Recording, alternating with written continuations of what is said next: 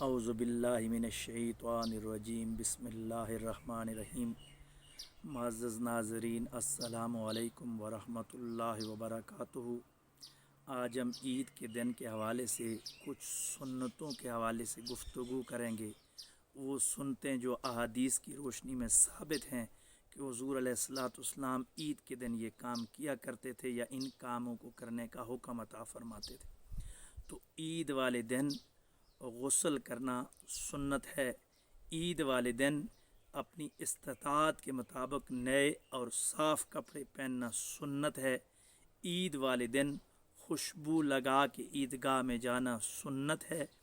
عید والے دن گھر سے نکلنے سے پہلے میٹھا کھا کے جانا سنت ہے، اور عید والے دن عیدگاہ کی طرف جاتے ہوئے اللہ اکبر لا الہ الا اللہ واللہ اکبر اللہ اکبر وللہ الحمد پڑھتے ہوئے جانا چاہیے۔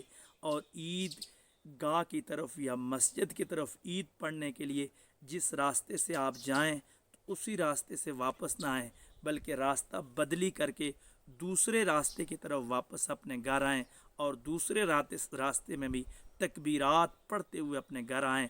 عید والے دن یتیموں کے سر پہ ہاتھ رکھنا مصطفیٰ علیہ الصلوۃ والسلام کی سنت ہے۔ عید والے دن غریبوں، مسکینوں، محتاجوں کا خیال کرنا مصطفیٰ علیہ الصلوۃ والسلام کی سنت ہے۔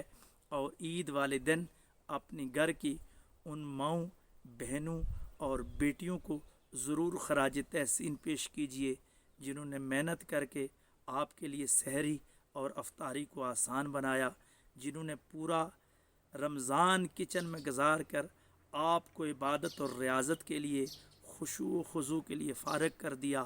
اور عید کے دن اپنے بچوں کو ضرور یاد رکھیے گا، اپنے بچوں کو عید والے دن خوشیاں عطا فرمائے، اور بچوں کو صدقہ دیں کہ وہ اپنے ہاتھ کے ساتھ غریبوں اور یتیموں میں تقسیم کریں، تاکہ بچوں کو بھی دینے کی عادت پڑ جائے۔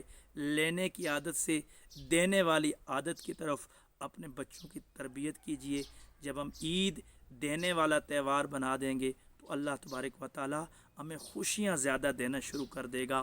میرے مرشد پاک خواجہ خواجگان خواجہ ابوالخیر پیر محمد عبداللہ جان صاحب رحمۃ اللہ علیہ آپ فرمایا کرتے تھے کہ روزے بڑے رکھتے ہیں اور عید چھوٹے مناتے ہیں، یعنی رمضان کی عبادت اور ریاضت بڑے لوگ کرتے ہیں، لیکن عید کی خوشیاں چھوٹے زیادہ سیلیبریٹ کرتے ہیں۔ تو چھوٹوں کا زیادہ خیال کیجئے، چھوٹوں کو خوش رکھیے، ان کے حقوق کا خیال رکھیے، اور کرونا وائرس کی اس وبا کے دوران SOPs پہ عمل کیجئے۔